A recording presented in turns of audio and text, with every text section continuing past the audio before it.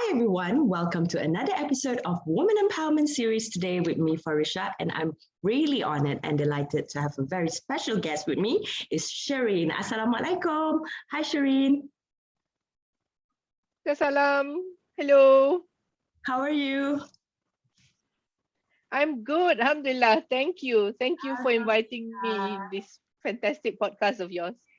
Okay, thank you so much for being in Women Empowerment Series video podcast. And this is the podcast where I showcase amazing and wonderful ladies in Malaysia. So Shareen, tell us more about yourself. Thank you. Thank you, Farisha. And thank you for the invitation. Alhamdulillah. I can start from way back then, but maybe I shouldn't because then it will be very, very long. But suffice to say that I've been fortunate to have leadership roles in a few organizations and in in various sectors, from the humanitarian world, from the corporate sector. I was in Khazanah National for close to a decade, and then I was asked to lead Talent Corp, and I've done that, and that's been an amazing journey. And alhamdulillah, now I am an entrepreneur, running my own enterprise and looking at people, talent development, as well as the issues of sustainability, climate change, very topical things that we are talking about in these current times. Okay, and the next question, what is the most challenging moment in your career and how do you overcome it? How do you get back up? How do you bounce back? Thank you. That's a very important question. Maybe for some, not that easy to to answer, and for me as well, because there've been a lot of challenges that I've gone through, especially in the work that I've done. Like I said earlier, I've been in different sectors. So in each of the sector that I've been in, there were many challenges, many ups as well. So alhamdulillah. But I think the most significant to me is my time in Mercy Malaysia, the humanitarian organization. I was asked to lead Mercy Malaysia at the age of 37, and that was an organization that was growing very fast and really had global operations. So from Sudan all the way to North Korea, and all the countries having coming out of either a natural disaster or in a conflict zone. So those were the most challenging, because we had to work with very little resources, and we had to work in a condition where not a lot of Malaysians were exposed to.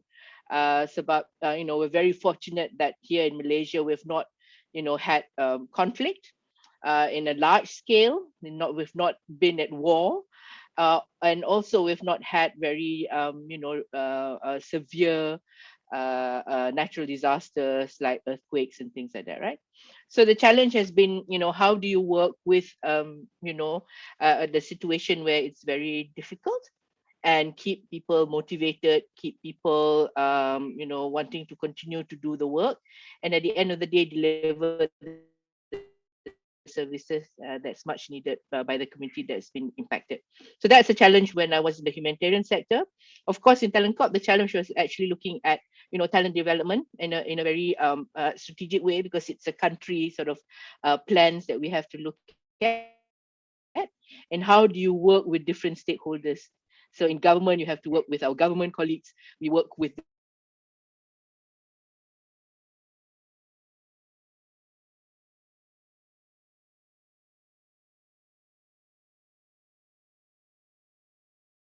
kind of the two big I wouldn't say challenges, but two big events in my life or in my career that has given me a lot of experience, a lot of knowledge, and has built the wealth of knowledge that I have today. Alhamdulillah, I'm very fortunate.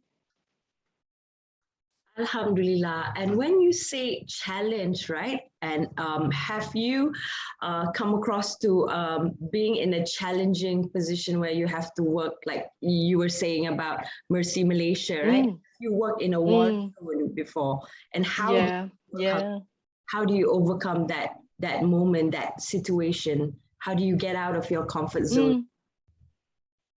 I think definitely when you choose to work for a humanitarian organization, especially an organization like Mercy Malaysia, you're already out of your comfort zone. But what you need to do is actually then, look at how you build resilience and Mm-hmm. cope with a lot of things that you are not familiar with. You have to work with a foreign government. You have to work sometimes with warring parties, and you have to find a way of how to be courageous. That means you're not fearful because you're very focused with what you want to do.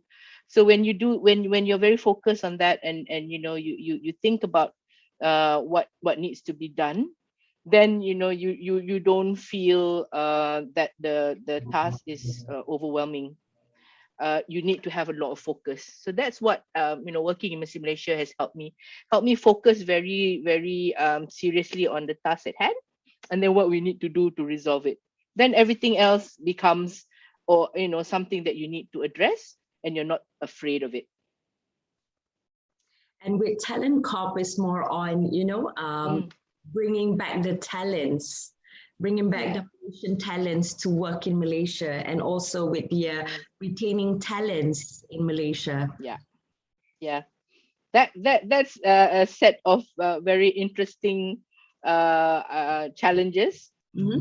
I think a lot of people thought that Talent Corp is the agency to look at just Malaysians abroad, but as you have rightly pointed out, there's a lot of things that Talent Corp did, and in my time we continue to do, to look at how we nurture our talent in the country. That means young people in the workforce, women in the workforce, women in leadership position, representation of women in because Talent Corp, the remit is actually looking at industry and economic growth. So representation of women in key economic sectors, women with technology background, women with managerial background, management and strategy. So the development agenda was a bigger concern for Talent Corp in country. But of course, we always celebrate our Malaysians abroad. So we engage with them. We tap on their expertise. And sometimes when you talk about Malaysians abroad, they are already have roots in those countries, in their host countries, right? So it's not as easy for them to return. But how do we still tap on their expertise? By using technology, by now with the pandemic, we're used to zooming and talking to people from different time zones, right? So how do we unlock that value of Malaysians abroad that can still contribute, but they don't need to be physically relocated back to Malaysia, but they're still part of the growth of this country. So those were the kind of things that we were doing, and I was leading the team there to really look at it and look at it deeply in finding solutions that worked, and more forward looking, your future of work agenda, the gig economy and people who work on flexible basis and all that. How do you bring that kind of changes and turn it into a very positive thing for the country? Okay, and moving on to the next question. What does woman empowerment means to you? Women empowerment, that's a big topic. To me, I think having the ability to be independent, having the ability and the support that gives us the access to opportunities. So it's more equity, it's not equality, because men and women are different anyway. You can't deny that, right? But we're talking about equity. That means share of the economic pie, share of decision making, share of providing solutions, because women is almost half of the population of this country. So if we're not empowered and we're not given that opportunity, or that push towards being part of the solution, then the solutioning is not wholesome, it's not complete, it's only one part. So women empowerment is something where we need to take charge.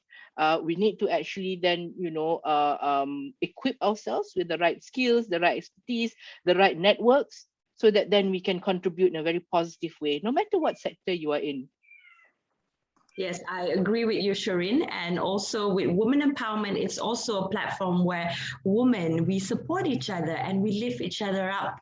And, there's no room for jealousy, there's no room for hate, because I pretty much, believe that, everybody has the chance and opportunity. Everybody will have their own rizki. So I believe in the concept of rizki because I believe, if that person has their rizki now, maybe inshallah in the future your rizki will come later. And I believe that everyone, have the opportunity to grow and also to be successful as well. And this is where we empower and we motivate each other and we support ladies. Absolutely. And I think I feel it more now that I am an entrepreneur and running my own business, right? I find the women network and women in business very powerful and very inspirational. And they've given a lot of insights in the people that I work with. But my co-founder is another woman. And, more than 50% or maybe more than 70% of us are all women in the organization. And when you find the right chemistry with the right person, and for me, I work better with women, then the solution and the ideas that come out is so amazing. I think the guys, when we all get together, the guys gotta watch their back, because women have got such a great power when they come together and when they are individuals, right? But where I think there's a lot more work that we need to do, and you just mentioned it in what you said earlier, was that sometimes women can get a bit jealous of each other, and instead of supporting each other, they do very funny things to sort of bring you down. I've had that example. I've got that experience as well. I'll be honest with you. So watch out for the women that are sometimes not there to help you. So you need to be able to actually look at the ones that can bring you forward in a genuine and sincere way. Yeah. And it goes with men as well, right? I'm not saying just women, but there have been those who, sometimes are not very genuine.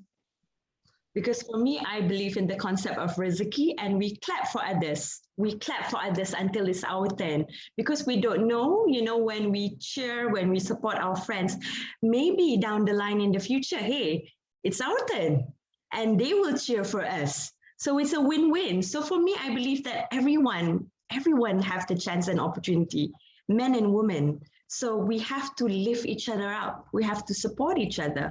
And this is how we grow.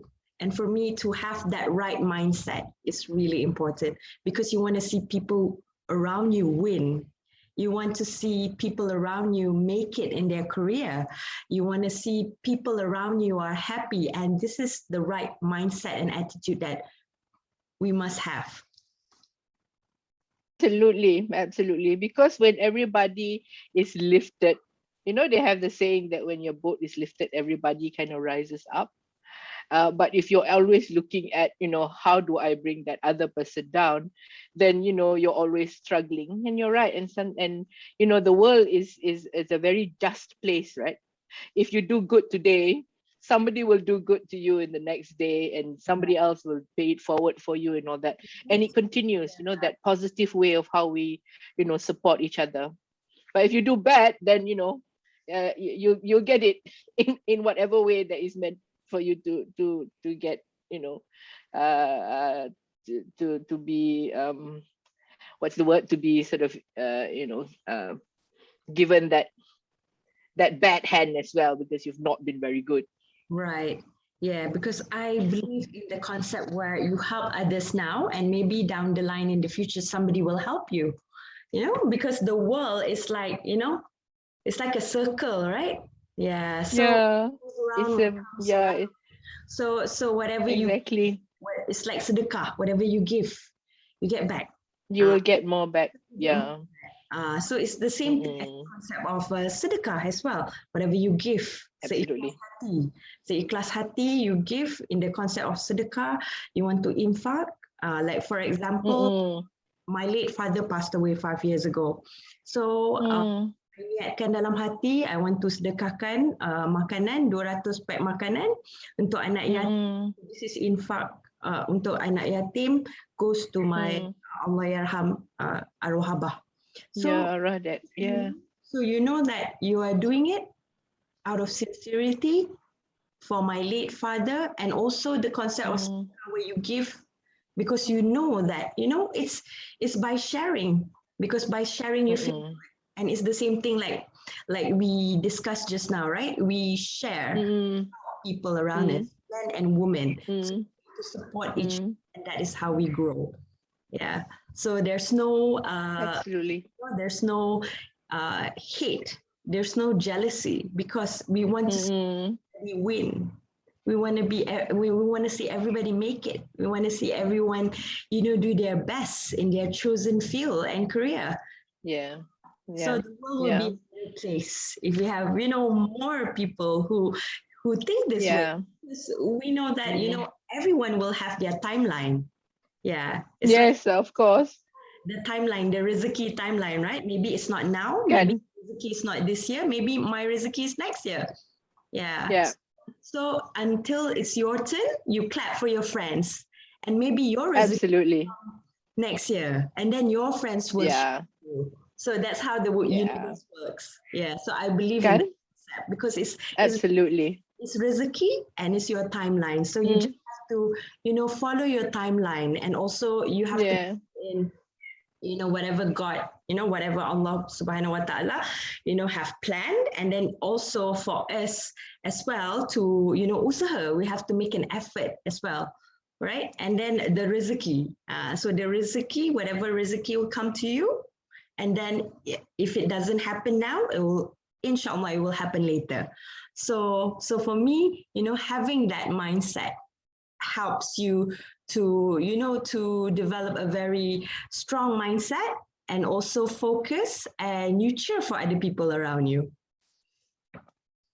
Which is it's actually one of the reasons why I created Sorga Innovation. It's a platform for all types of talent, but more so for women because women need flexibility in their life. And simply because we have this nurturing role that we have, right? Either you're caring for a young family, you're caring for an elderly parent, or someone because you're naturally the nurturing caregiver. So Sorga Innovation and the platform that we have created, it's called gigxglobal.com, is actually to make it a level playing field for talent to come in and do different kind of project work, and flexible, and we actually look at their skills and their expertise. So it doesn't really matter the gender, right? Because sometimes when you work in an obvious in an organization that's quite conventional, the gender question always comes in. But Right. if you look at the person with the skills and the expertise they have, not who they are in that sense, then you actually unlock the best out of that person. And women are the best to actually be in this space because it gives them the opportunity to to be the expert that they are or the professional that they are in that work, and also the flexibility. So GigaX Global is addressing that and helping other women to have access. Okay, that's great. And I hope that this is also a platform where, especially mothers, right? When they become mothers, they also need to find time between juggling with work and also taking care of the kids. And with your Yeah. platform, it also provide the flexibility Mm, for working moms, right? absolutely, absolutely. And they don't really have to lose that professional side of them, because sometimes they make that sacrifice, right? They take time off from their work, they take 1 or 2 years away from work to take care of the family, which is important. You want to focus on your young family, but at the same time you want to do project type work so that you're still in touch with your professional side, with your professional network, and you somehow marry that and have the best of both worlds, which is an ideal situation. But we hope that's what all the women will experience on our platform, and I know they do, inshallah. Inshallah. Okay, moving on to the next question. Who are the Mhm. most inspirational women leaders that you admire in Malaysia and also internationally? So it can be more than one. Of course, thank you. I think my all-time is, of course, my mom. She's a role model and she's someone that I look up to a lot. And my sisters, because I'm a family of three sisters. I'm the one in the middle, so I have an older sister that I look up to for advice, for wisdom, and I have a younger sister that I manja with, and she gives me a lot of motivation sometimes when I'm not feeling so great and things like that, right? So it's the people around me, and like I said earlier, I pay tribute to my co-founder, Zuraida, Zoo, we call her, and we've been working together for close to 20 years in various roles. So we've traveled together, we've worked together, and I think those are the kind of people that I admire. They are the ones that give me hope and give me a lot of motivation and a lot of joy. But if you talk about within beyond the circle of family and friends, I admire Angela Merkel because she's my generation of a leader. I think she's done incredibly well as the chancellor in Germany for 18 years, and she retired. She's the same as when she started, right? So that's the mark of great leadership. And of course, Jacinta Ardern in New Zealand. I know she's your idol too. High She's doing five, great stuff. five, Kan, high she's five. young, she's energetic, she's fantastic, and It's amazing. lovely. It's amazing. She's Yeah, amazing. amazing. And her people, the citizens of New Zealand, adore her because Absolutely. she addressed the messages. She send us messages across to all of the people, and also how she dealt with COVID and all other matters. And wow, she leads with empathy, and she leads with the heart. Yeah, and she's good at building bridges. I think that's what we need with our leadership. You can have difference of opinion, you can have different background and all that, but someone in a leadership position that can build that bridge.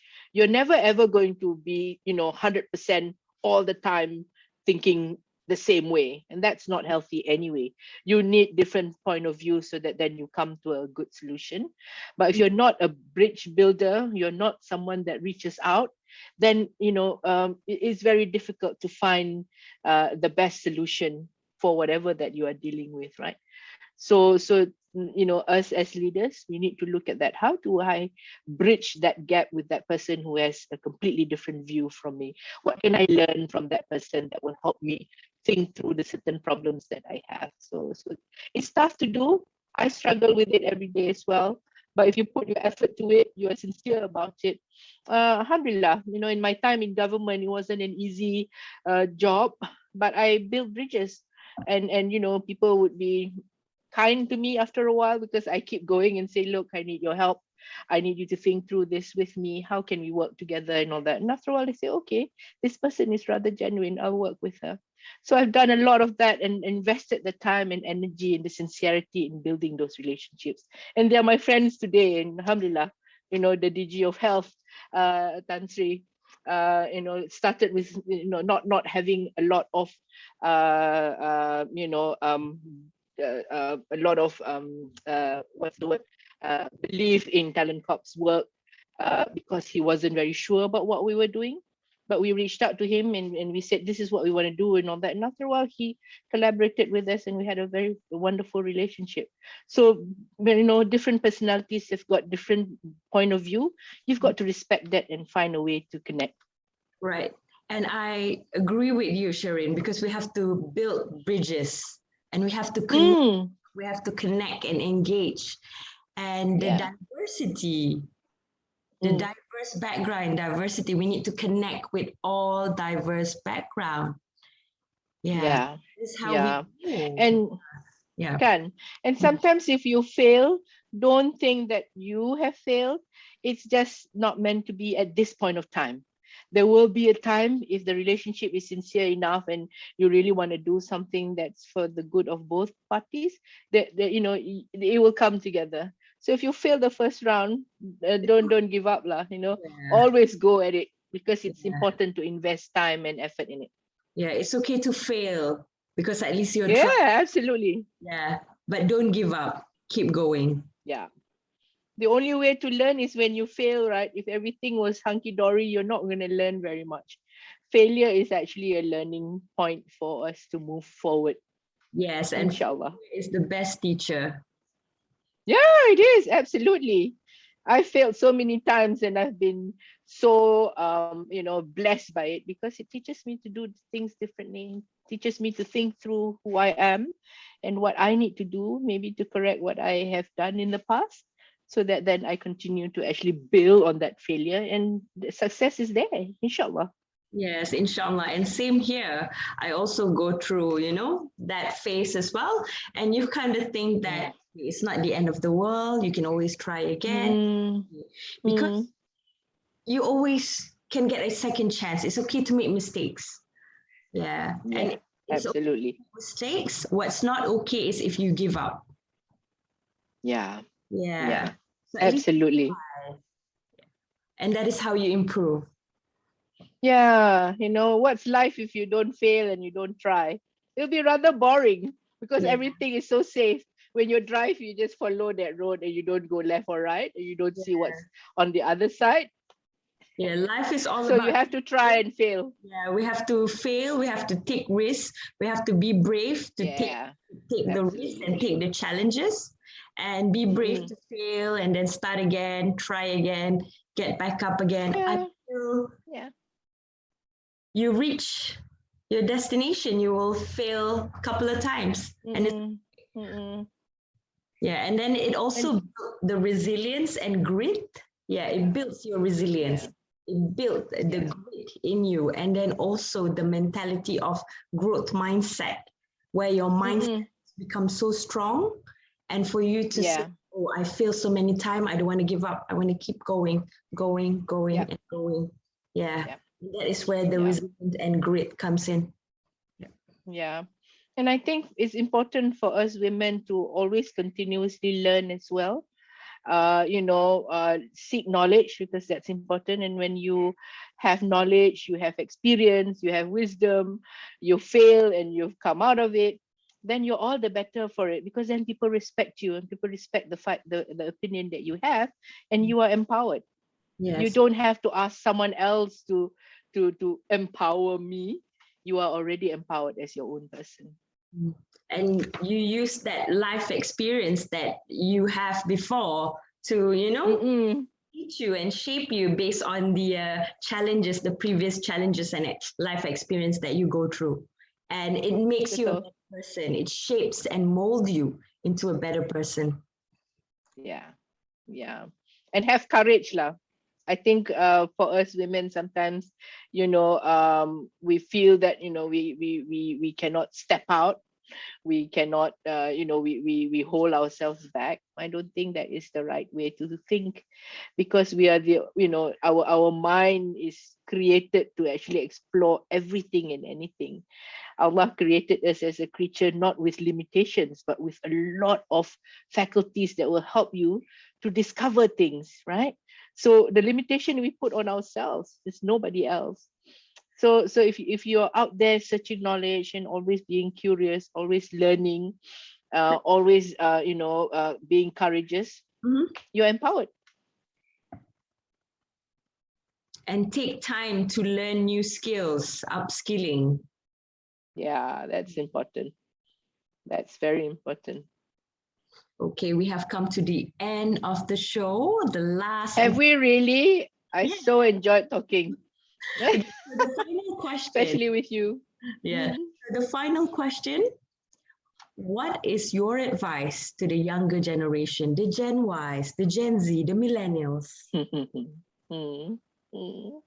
Not so much advice, because I think the Gen Zs, the millennials, they're very clued on. In fact, they're more clued on when I was in that age category, right? So I get very inspired by working with them, and a lot of them are part of the team in Sorga, and we look at solutions in a very different way. But what I can share in terms of where they are looking at in their next sort of career path, and although you have a plan, I had a plan when I started out, and I wrote the plan, and I still have that book.